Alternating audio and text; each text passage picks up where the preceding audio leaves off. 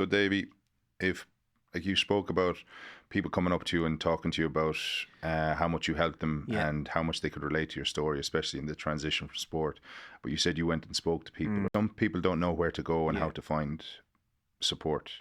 Like, what would you advise to be the first step? I think the first step is, like, there's lots of great charities out there. There's lots of good resources around mental health. Check them out. There's some great video content, even like programs that you can follow and even become a little bit more aware of how you're thinking and talking to yourself. I also think that if somebody asks you, how are you? Be honest, make some ground rules. I just want you to listen. Just listen. Another aspect could be writing things down. I think sometimes it's quite hard to maybe articulate how you're feeling. Journal them down, writing the words down. It doesn't have to be in any kind of order. Can really help. And I also think a bit of time. Going for a walk, getting out in the open air, whether it's by yourself or with somebody, I think can be really beneficial. And probably one of the biggest things I found was is that sort of like being male.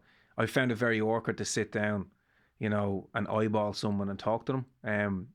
Through an activity was far better.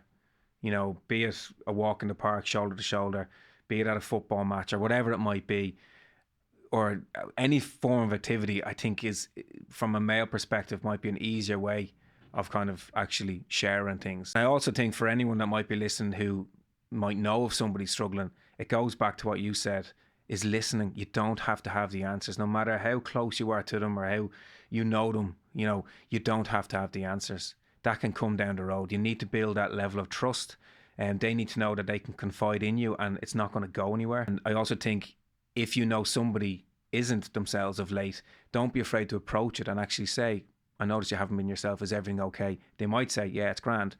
But in a couple of weeks' time, if you say it again, they might then realise that you actually care. And I think that would be probably my approach to it.